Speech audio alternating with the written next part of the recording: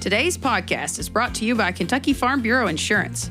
If your property gets damaged by a storm, it's nice to know there's a Kentucky Farm Bureau insurance agent in your hometown who's committed to making things right. Rain or shine, you can count on the great coverage and personal service you expect from Kentucky's insurance company.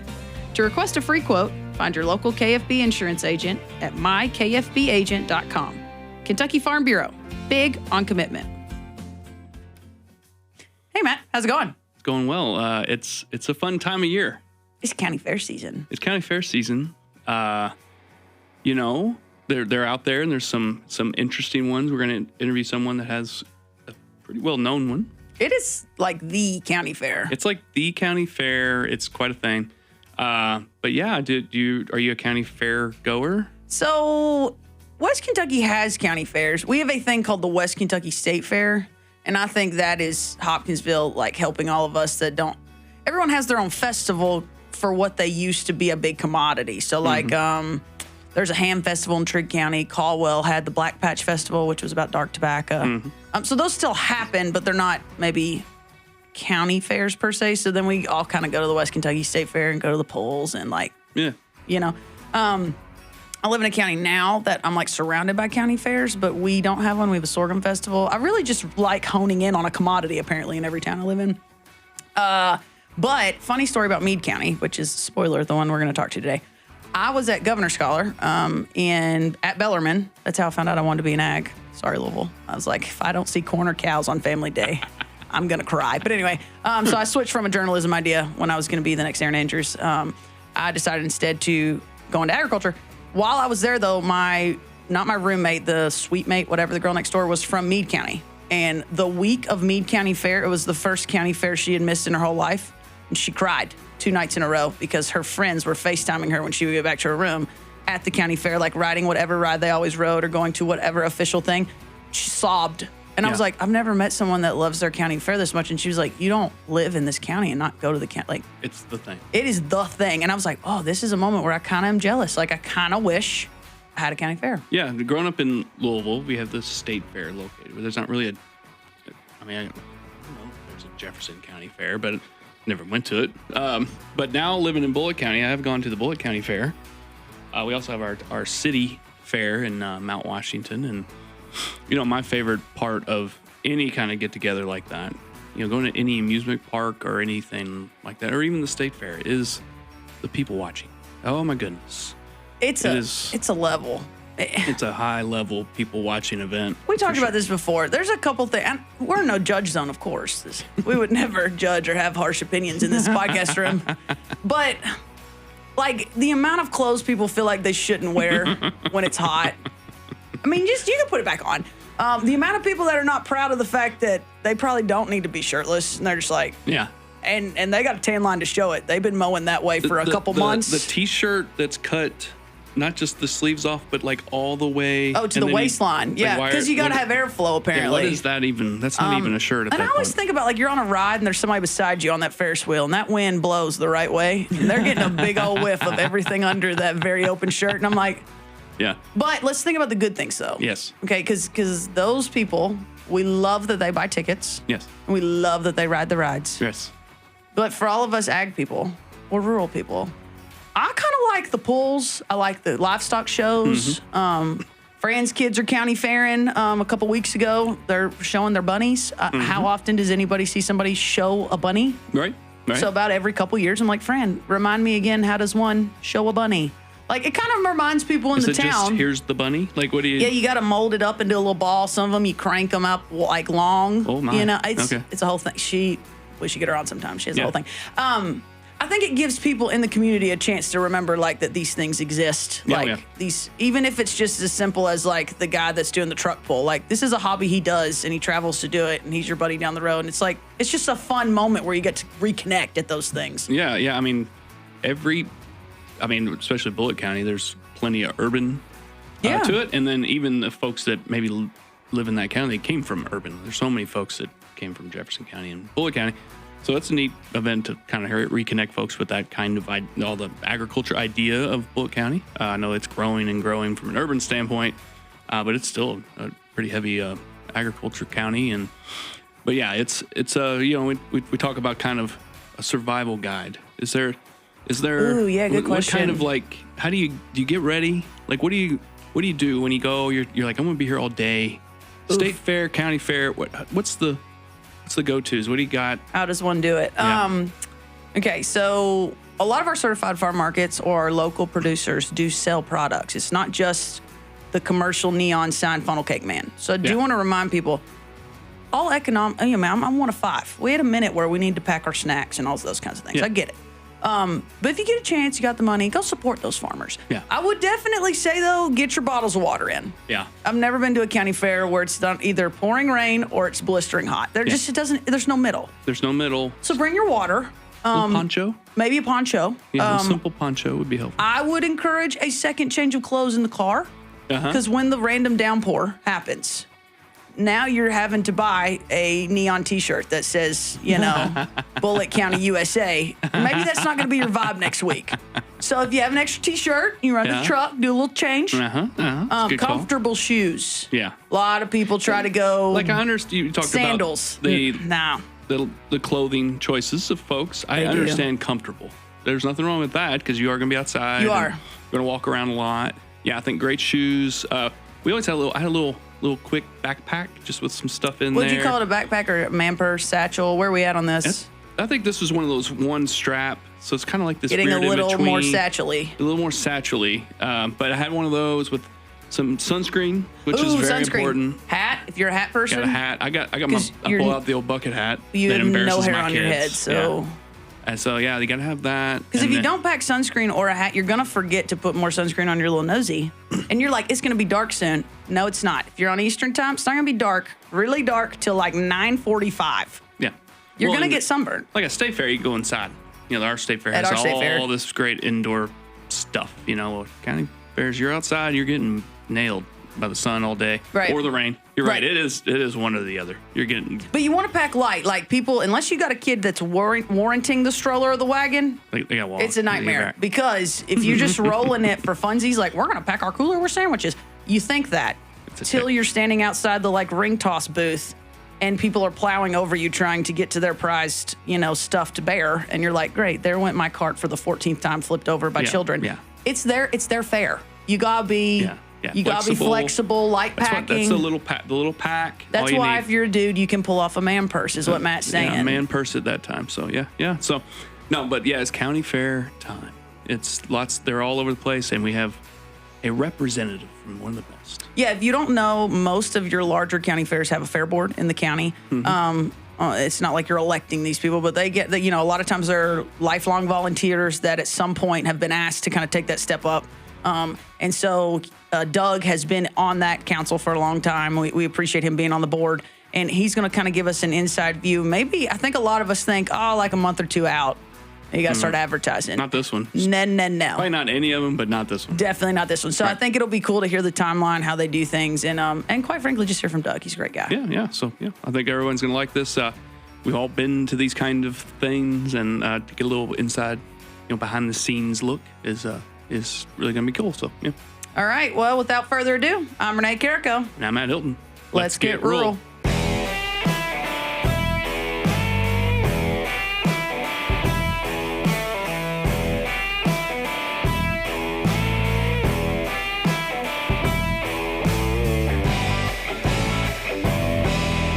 Okay, so why don't you tell the listeners who you are and where you drove from today? Doug Banks. I live in Meade County. I do work in Louisville a lot. Our office isn't far from the studio, but I was working out at hospitals today, so yeah, it wasn't that bad to come by here. Yeah.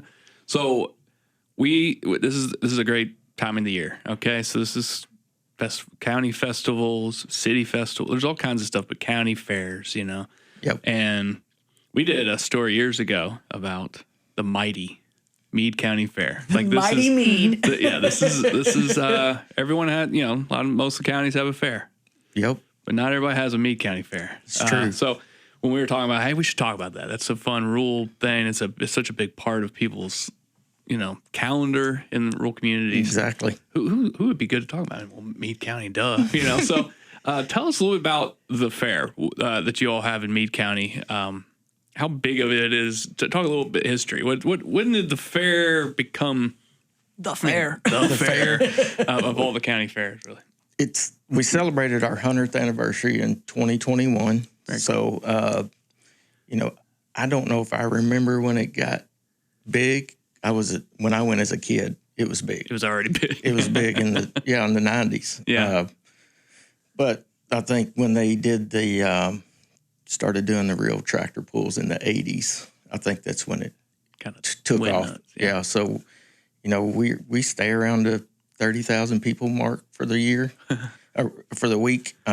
We had some 40,000 people weeks, but those have kind of been a thing of the past. Yeah. I don't know. So we're lucky that we stay 35,000 people for the week. So, And just as a reminder, what towns are in Meade County? I think that will help people understand, because in my brain, the big county fairs are going to be right outside a big metropolitan area. Like you're getting city folk coming in. Yeah, you have a town. That is not the case for y'all. Yeah. no, I mean, Brandenburg, of course, is where the fairgrounds are. Cordon's across the river. We're not far from Jefferson County, Fort Knox. But as far as Meade County, we got Flaherty, Battletown, Painville, all small towns. Nothing major. I mean, Brandenburg's the extent of the big cities in Meade County. Yeah. But we draw from all over. I mean, Because you've made that name for yourselves. Yeah. I mean, they come from all over. And like you said, people plan for it. I mean, I took my vacation that week since I've been there. I mean, a lot of people, they want to know those dates a year ahead of time so they can plan for a vacation. So you're born and raised Meade County. Born and raised, yep, in the Flaherty area. So have you ever missed a county fair? I didn't not since 2000. I mean, that's when I really got involved. I went as a kid, and I don't remember how many fairs I went to, but the year 2000, I wasn't actually working, and I just showed up and worked the whole week. And then 2001, they asked me to be on the board. So You've been doing it ever since, yeah. So what does that entail? Like as a board member, this isn't just sitting around a table. Yeah. Talking about things like what are some of the So tasks that y'all got? I know a lot of fairs are different. Our board does do a lot of work, but it's our volunteers that do the work. I mean, we do have our meetings. There's only 10 of us on the board, which I think is great, because we know some fairs have got 30 board members, and I can't imagine having a meeting with 30 people. 30 opinions. Yeah. So we do have our meetings and make decisions, but we got superintendents and volunteers that actually do a lot of the work. We'll help guide them. Like I'll help with all the livestock shows and whatever else people need. But we got a lot of people that actually run the events, and they'll come to us for help. So we couldn't do it without them. I mean, we got 200 or 300 volunteers for the week. It's crazy. Well, what are some of the? All right, I'm coming to the fair. What are some of the cool things that happens at the Meade County Fair, and maybe even speak to looking at other county fairs? Is there anything unique? Even if it's just do it in a grander way, like a bigger way. What is it?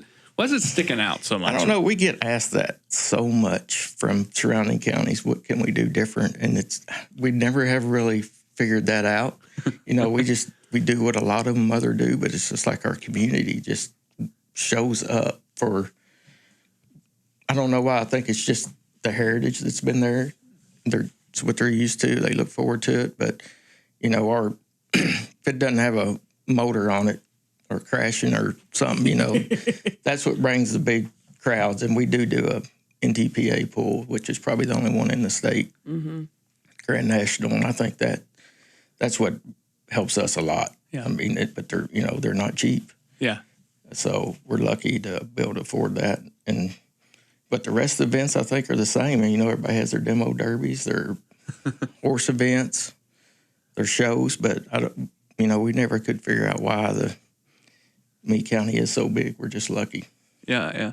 Because, like I said, a lot of the surrounding counties, they'll do the same thing. Nothing on them. It's just people want to show up. It's amazing what tradition does to things. It's like you talked about someone you knew. It was like sad. She's literally crying because she's missing the Meade County Fair. Yeah, it was her first one she'd missed in her whole life when we were Governor's Scholar, and she sobbed because her friends FaceTimed her from whatever thing they always went to, and she was like, "This is the first time in my entire life." I will say I did miss the end of the fair, and I can't even remember the date. I was thrown off a water tank and broke my ankle and sat in the hospital. Now I was missing the fair. I mean, I hated it. What hurt worse, the ankle or the fair? After surgery, I got out and went back to the fair for a little while. So. Yeah. Wow. It's just different.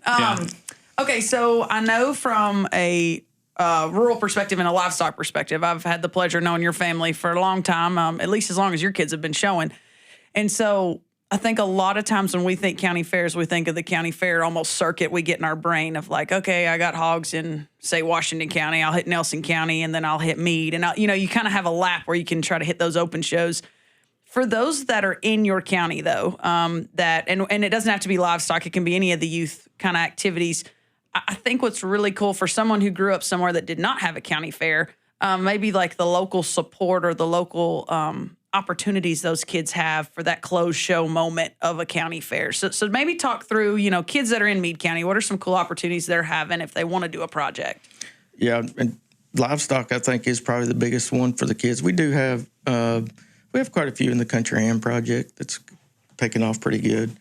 Then we got our home environment building with all the crafts and stuff. But I think the livestocks are the biggest opportunity for them. They have some good club members, 4-H club members that have their meetings, for the kids needing to learn. And then our 4-H FFA livestock auction's off the chart. I mean, it's unreal what it brings in for, everybody in the community wants to either contribute to that or purchase something. If not, they donate to every kid. So That's so cool. It is a good opportunity that we're really looking at. Our numbers have just dwindled. I think every fair probably has. I mean, we used to have probably 80 to 100 livestock animals, and we're probably less than 50 this year. So we would like to see more kids get involved in that. But, you know how it is. It's getting more expensive and a lot of time and a lot of competition out there with sports, and it's tough. But so, like, what could an animal sell for at your county auction? Typical, probably $3,000 or $4,000 is probably an average. See, I was like, I know Matt's itching to ask it. It's crazy. I mean, I didn't grow up doing that. The cattle, the cattle are probably 8 to 10 just because size. Yeah, more of it. Yeah. Wow. But I mean that auction average, I'm guessing, but I know it's well in the 100,000s for the. And does every exhibitor get to sell an animal? Yep, each one. If they do their work through the, do their record books, go to the meetings, they can all sell an animal. Wow. So I think that's a misconception. I think people see like the story on the internet that's like the grand champion steer in Houston sold for this much. And you're like, oh, that's cool. I wonder how much they paid for that steer. You'll hear people kind of say that. What I love about these county fair auctions is like you can have the pig that was in the back pen runt. And if you want to work your little tail off and turn in your paperwork, and you walk through that ring, then they're like, all right, we'll walk through this auction ring and we're going to do it. I mean, you're awarded for the work, not the quality of an animal. Yeah. It's what you can manage. And I think that's really neat. And in a county as competitive as Meade County, y'all are very successful on the state and national level for youth showmen. But any other kid that wants to could actually get in that auction. That's really neat. And we do something a little different. Our grand champions do set the limit. So nothing can bring more than that. Grand champion, so it ain't somebody, the family's just got money, just wants to come in there and run some kids' auction up. Then it kind of levels the playing field for all kids to get about close. Most of them get close to the same amount of money. That's so neat. And it's paid for my kids' education, cars. Wow. So I mean, it's great. Cool, very cool. Yeah. So your day to day during the fair, what are you up to? Where can we find Doug during the fair? Yeah, where do we find you? Like if I'm walking around, I'm everywhere. I get there. Pretty much, we get there at 7 in the morning and go home when it's over. So it might be 2:00 in the morning. Yikes! Yeah. And but it just depends on the event. But pretty much, we get there in the morning. We get our trash picker up, people going, help them get going. And then whatever the schedule is setting up for an event, if it's a demo derby, the ring's got to be set up. So we might help with that, or we got the guys, or a lot of times, pretty much Monday through Wednesday's livestock. So we tear our barns down, change gates, clean up. So that's my main role there. But everything, I mean, I'm all over the place. I mean, it's a crazy week. It's almost a blur a lot of times. You're just so tired, and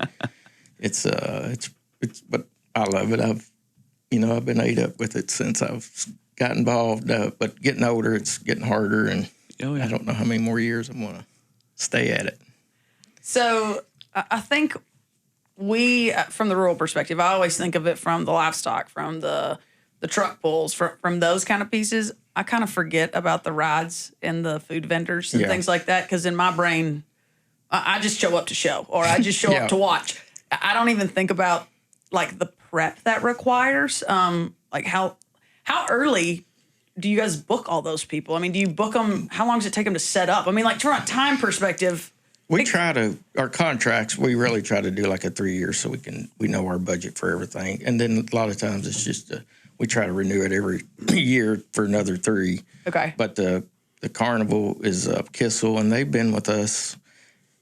I've seen contracts on the wall down there since the 70s. Wow. So that's another thing why we have the fair we have.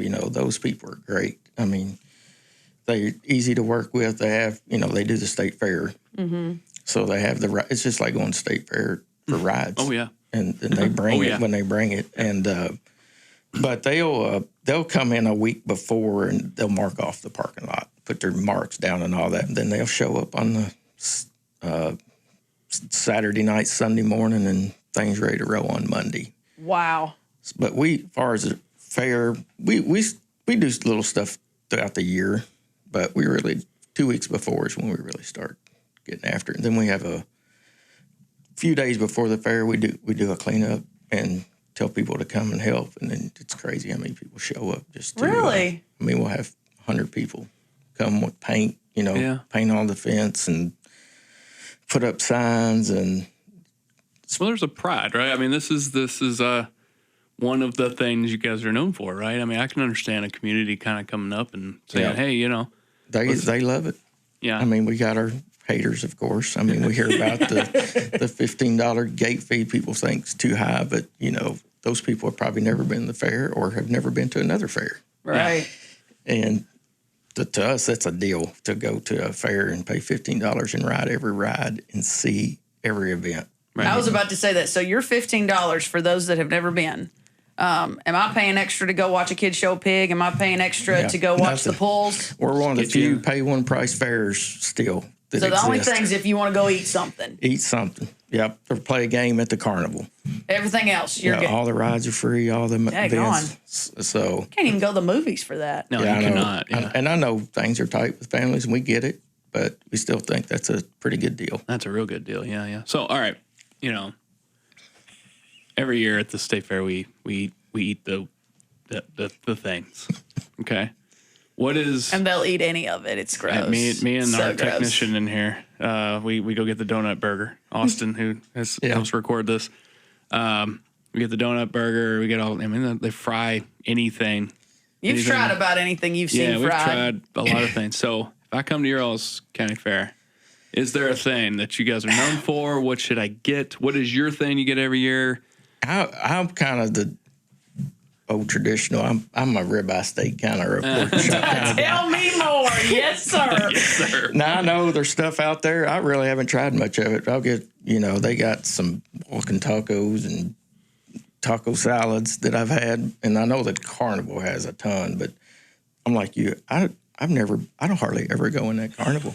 Yeah. All the years I've been at the fair when the kids were little, we took them over there, but I rarely even visited. But I'm sure there's some kind of food that you would like. But one thing our fair does, and this I think has helped us a lot, is we don't allow any for-profit companies to have food booths. So they're a church group, a school group. Cool. And they cannot sell the same product. So if you sell a cheeseburger, nobody else can sell a cheeseburger. Really? You can sell. So it's not like you're staring at 14 funnel cake stands in a row. Only one person can have funnel cake. No, we will do like a Coke in a can and a Coke in a bottle. We'll allow that, but not two people can sell a Coke in a can.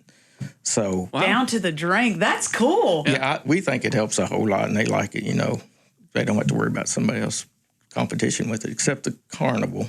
They can do whatever they want over there. So they got some competition with that, but most people want to support the local. I like that a lot. Yeah, that's cool. Yeah. So how many groups, and you may not know this off the top of your head, but how many nonprofit groups end up having some kind of booth that they can? Yeah, I know there's probably 6 or 8 food booths, and then our parking is a nonprofit group, like a school group, dance team. The gate's a church. We got a cheerleaders, I think, do the garbage. So we try to hire all those groups. I can just hear somebody, like I can hear like myself, if somebody told me this, I'd be like, well, if they're all working a booth, who's going to the fair? Yeah. Do you know what I mean? So if you don't know the 30,000 before you say all that, you're like, well, that's all your kids. Like, all the kids are on a team. Yeah. Most parents hate it because they got to work a booth for their kid because most kids don't work the booths, you know. Yeah. So, But they're all doing shifts, and that probably makes their money for the year if they do most it right. of them do. That fundraiser's their yearly fundraiser. That's incredible. Wow. Yeah. So, and that's what a lot of people don't understand. Like, when I was talking about people complaining about how much it costs to get in, but you know, we don't get none of that money. But you're helping so many groups, local groups at the fair. When you come to the fair, you're not helping the fair board. I can tell you that right now. I mean, I can promise you, 1 of 5 kids, my parents would have rather slink 1 week of fundraising instead of selling 14 rounds of candles and candy bars and T-shirts. A lot of them like that. I just say knock it out. Like, yeah, we do bingo. You go to a bingo hall and do that.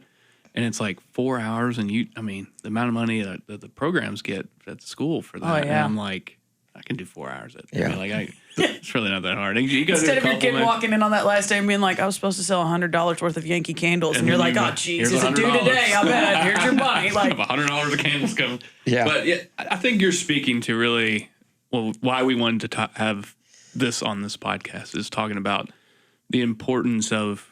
Obviously, the state fair is big for Louisville. It brings a lot of money. But from a county and rural area standpoint, especially a county like yours, like we made the point, it's not like a big urban area in Meade County. Yeah. How important this is at so many levels to the economics of the town, the camaraderie of the area, everybody coming together, doing something community oriented. And you really spoke to that. But I think folks probably don't understand how important these rural county fairs are. Really, it's like a homecoming. I think I see a lot of people. They'll come in. I came in from out of town just for the fair and visit. Family and friends. So cool. Yeah. I'm sure. Just like the church picnics, kind of. Community picnics. I think the fair is more than just the whole county. Kind of coming together and seeing each other. Yep. So, are y'all doing anything? Well, first off, what is the date of y'all's county fair this year? For those I knew you would ask that. It's all good. I'll ad lib while he's re-looking up that. Well, see, why he doesn't have it off the top of his head. He does it 3 years ahead, so he's got so many dates. It's easy to remember. It's always the last full week of July every year. Gotcha. So this year's basically the carnival and all that starts on the 20th. Okay. And through the 25th. Now, we have a few events on the weekend before, cattle shows, and actually the state's having a district goat show there this year. Awesome. So that's how we always try to tell people to remember, last full week, if that Saturday's the 1st of August, we're moving back. Yep, the week before. First full week, the last full week of July. Okay. Yeah. Cool, yeah. Are y'all doing anything different or special this year, or it's another run of the mill? Yeah, we did add, and I don't know all the details, some kind of circus in the ring. So we added a rodeo 2 years ago, which we kept wanting to try it and didn't know because some fairs have good rodeos, some don't. And so we tried it. It went over really well. But that took away from our main arena. So because we have a separate. Right. So we've tried different stuff in there and it's not worked. So we're trying a little circus this year. So cute. That'd be fun. So rodeo, is that local people in the rodeo, like high school, or is it going to be an out of group, like kind of a group you pay to come in and do a rodeo? Yeah, it's a group we pay to come in, Sloan Star. Yep. Okay. Yeah, this is their 3rd year. So the first year we wasn't prepared. We didn't have enough seating. It was crazy how it went over. So last year we actually was able to borrow state fair bleachers, and we had it was a lot better the second year. So, well, cool. Circus this year. Here we go. Yeah, it's just something else. For the kids. It's a circus for you every year. Yeah. Probably for some people an option that don't want to see the horse show or something else to do. The rodeo, something else for them to do. So, like I said, we don't charge per event, so you're getting 2 for 1. Well, what's cool about we've been working on an idea about the state fair, okay, for a video, and the joke is how it starts as a thing, and then they're like, oh, we got to give them some food to eat, so they put a little food, and what are they going to do when they have downtown? Oh, put a little Midway. And, you know, and it just turns into this thing that none of it goes together, but it's a fair. But it does. But it does, right? It doesn't, but it does. Right. And that's, you know, like organizations, sometimes that happens. It's like, well, how did, you know, like even us, you know, agriculture and insurance, how do those things go together? Yeah. Well, if you explain it, you're like, oh, that makes sense. But when you just put it together, like those two things go together. So like we're working on something, but I think county fair probably is, you know, you're like a circus, and everybody's like, why not? Yeah, you know, exactly like, let's try it, right? Yeah, try it. I mean, there's not a lot out there anymore. I mean, like I said, motorsports is what brings your crowds in. Mm-hmm. We have enough of those. I mean, we have 3 tractor pulls already. So we just giving something for just something unique, something and different, to try. That's like the fried food thing. It's like, have we fried that yet? No. When they got to the stick of butter, I was like, they've run out. They opened the fridge and went, a raw egg's probably aggressive. How about that butter? Like, they had surpassed everything they'd already cooked, and they're like, raw product. Yeah, just drop it in there. Yikes. Okay, so I do want to ask this question, and then I'm sure we'll probably end up wrapping this thing up. But when it comes to, you are a very agriculture person. You are in a rural community. You're a volunteer, all these things, but you are in a much more of an ag setting versus I'm sure there's a lot of people from in town or across the river that are not. When you're working these livestock shows or you guys are kind of on the edge of the craft room and different things, do you find people more just coming around gawking like, oh my gosh, they put a halter on a calf? Or do they like grab somebody on the edge of the ring and go, hey, what the heck's going on? No, we don't really see a lot of that like you do at the state fair. You know, I think you go up there and they're really just like, you know, I think they feel like you're mistreating animals but at the county fair, I don't feel like we see a lot of that. People that haven't been around ag that come to the shows. So a lot of them that are there kind of know what's going on. Yeah, cool. That's good. Yeah, and I don't know if we get a lot. You know, I don't know how many people we get that are non-ag at those shows. I mean, it might all be mostly ag people that come to the livestock shows. Right. I feel like, you know, I don't know if we have some people that we in our barn we'll have like the champions pens where people can just see animals, right? Because we don't keep a lot of them there, and then they'll ask a lot of questions if you're in there. I think we see them there, but maybe not at the actual shows itself. Right. Yeah. So do you find the kids are the ones there answering questions, or some of you guys like the fair board or volunteers? That I think both. The kids, a lot of kids will stay there with the animals, or their parents are there, and they'll get those are the ones that get asked the questions. Mm-hmm. I mean, it's probably good for them to learn how to talk about it. Yeah. No, I agree. You get the public walking by and asking the dumb questions sometimes. Yeah. That's okay. Yeah, and it's okay. That's what's kind of cool about these. Even at the state fair, there's some folks that may have some real interesting questions, but I mean, like, we get asked a lot when we was at state fair. It was kind of aggravating actually being in there with all the people coming through. Dude, that's like one of my biggest pet peeves. Like, you don't need a 3-wide stroller to go through the hog barn. You could just walk your kid through. But I get it. That's why the fair's there to show it off. So yeah, it's cool exposure for that and everything like that. So well, we appreciate your all's county fair. It's cool that it just keeps on rocking, you know, and so we appreciate all the work you've done, and the dedication sounds like you've been doing it really pretty much the whole time. Yeah. Your whole life. So we appreciate it, and hope it goes off really well. Hope we get really good weather. I think that's always probably that's thing for you all.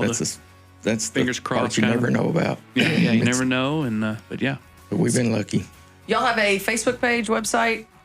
Yeah, both. Okay. Yeah. Perfect. Yeah. We'll put those in the show notes. But easy to remember, last full week of July. So if you're looking around and you're like, it's hot, I'm tired of doing that at my house, I'm going to go be hot somewhere else. Boy, have we found an economical way for you to do it. So I think it's something to see. You're like, we don't do anything necessarily different. I think when you go, if you've been to county fairs outside of Meade County, it's different. Yeah, it's that's big, what a lot of them say. And there's a lot to it that kind of surprises you. So it blows a lot of people away when they come to the fair just to see that many people. Yep. Well, can't thank you enough. Glad it worked out that you were right across town and could jump over here. But thank you, Doug, for being with us. Thank you for having me. I appreciate it. All right. Well, thank you, Doug. And thank you, listeners. Be sure to subscribe to the podcast and listen to some of those older episodes. And we'll see you next time on Let's Get Rural.